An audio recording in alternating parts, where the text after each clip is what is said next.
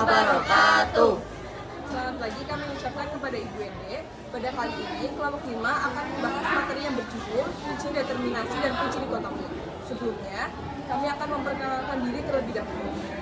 Ya, perkenalkan, nama saya Atta Rarunur Afifah, absen 22. Saya menjelaskan slide ke-7. Saya Juwita Audatri Sulistiono, nomor absen 18. Saya menjelaskan slide nomor 6. Dan perkenalkan, nama saya Muhammad Farhan Ataya, absen 24, menjelaskan slide 4. Perkenalkan, saya Lusma Nasyifa, absen 20, menjelaskan slide 5. Perkenalkan, nama saya Nina Alfara, absen 14, menjelaskan slide 3. Perkenalkan, nama saya Jo Harusun Farida, absen 15, saya akan menjelaskan slide 8. Saya akan menjelaskan slide 3 mengenai definisi kunci determinasi. Kunci determinasi adalah uraian keterangan tentang ciri-ciri makhluk hidup yang disusun secara berurut, mulai dari ciri umum hingga ke ciri khusus untuk menemukan suatu jenis makhluk hidup. Kunci determinasi juga merupakan petunjuk yang dapat digunakan untuk menentukan famili, ordo, genus maupun spesies pada hewan maupun tumbuhan, yang secara umum disajikan dalam bentuk kuplet berisi deskripsi ciri-ciri organisme dengan karakter yang berlawanan. Kuplet kunci determinasi terdiri dari 2 baris dan disusun secara bertahap. Oke, pada slide selanjutnya yaitu slide keempat yang menjelaskan tentang penemu kunci dikotomi. Penemu kunci dikotomi adalah Carolus Linnaeus yang merupakan ilmuwan yang berasal dari Swedia dan juga dikenal sebagai Bapa taksonomi. Dan ia juga mengembangkan sistem binomial nomenklatur yang merupakan cara standar untuk memberikan nama pada spesies. Bagi yang tidak tahu apa itu binomial nomenklatur adalah sistem pengklasifikasian makhluk hidup dengan memberikan nama ilmiah yang terdiri dari 2 kata. Contohnya seperti bunga mawar, yaitu nama ilmiahnya adalah Rosa indica. Baik, pada slide kelima ini saya akan menjelaskan tentang kunci dikotomi. Kunci dikotomi ini terdiri atas deretan pernyataan yang terdiri dari 2 baris dalam mengelompokkan makhluk hidup. Lalu, kunci dikotomi juga berisi deskripsi tentang ciri-ciri makhluk hidup tersebut yang hadir dengan ciri-ciri yang saling berlawanan.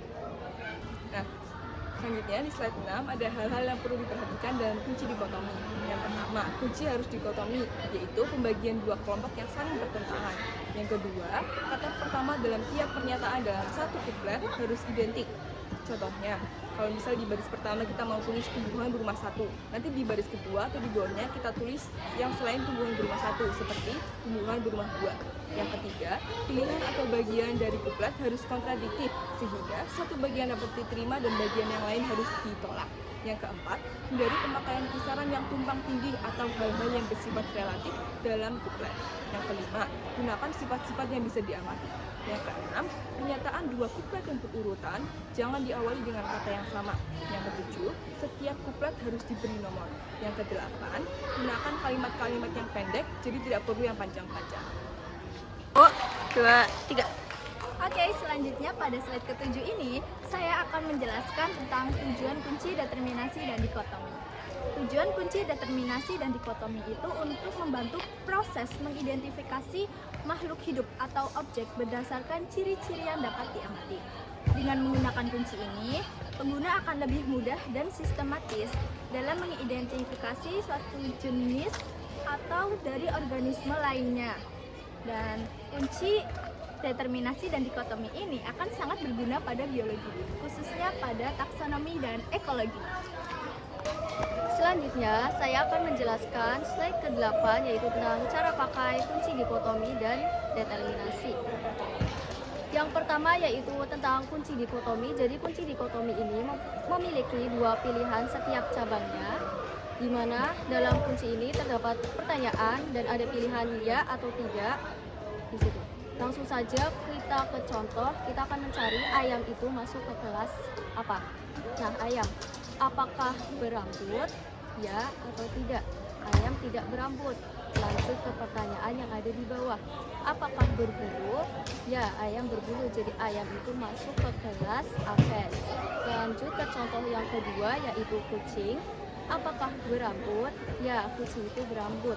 Jadi kucing itu masuk ke kelas mamalia. Lanjut ke contoh yang ketiga yaitu buaya. Apakah berambut? Tidak. Nah, apakah berbulu? Tidak juga. Apakah memiliki kulit kering? Ya, buaya itu memiliki kulit kering. Jadi buaya itu masuk ke kelas reptil. Begitu cara membaca kunci dikotomi.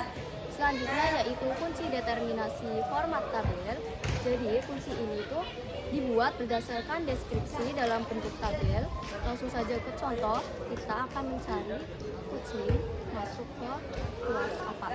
Kucing. Invertebrata atau vertebrata. Kucing itu vertebrata, berarti nomor 1 itu B. Lanjut ke nomor 2. Memiliki rambut atau tidak memiliki rambut. Kucing itu memiliki rambut, berarti 2A masuk ke kelas mamalia. Jadi kunci determinasi format tabel pada kucing yaitu 1B, 2A dan masuk ke kelas mamalia. Contoh yang kedua yaitu ayam. Invertebrata atau vertebrata. Ayam itu vertebrata, berarti nomor 1 itu B. Lanjut ke nomor 2, memiliki rambut atau tidak. Ayam tidak memiliki rambut, berarti 2 itu B. Memiliki bulu atau tidak. Ayam memiliki bulu, berarti nomor 3 itu A. Dan ayam masuk ke kelas Aves. Jadi kunci determinasi format tabel pada ayam yaitu 1B, 2B, dan 3A. Contoh yang ketiga yaitu ikan. Invertebrata atau vertebrata. Ikan itu vertebrata, berarti nomor 1 itu B. Memiliki rambut atau tidak memiliki rambut. Ikan itu tidak memiliki rambut, berarti nomor 2 itu B. Memiliki bulu atau tidak memiliki bulu. Ikan itu tidak memiliki bulu, berarti nomor 3 itu B. Nomor 4, memiliki kulit kering atau kulit basah. Ikan itu memiliki kulit basah, berarti nomor 4 B. Nah, lanjut ke nomor 5 yang terakhir. Memiliki sisik atau tidak. Ikan memiliki sisik, berarti ikan itu masuk ke kelas Pisces. Jadi kunci determinasi format tabel pada ikan yaitu 1B, 2B, 3B, 4B, dan 5A. Berikut cara membaca kunci determinasi format tabel. Semoga dapat dipahami.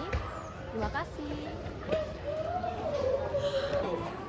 Sekian video pembahasan dari kami mengenai kunci dikotomi dan kunci determinasi. Terima kasih. Wassalamualaikum warahmatullahi wabarakatuh.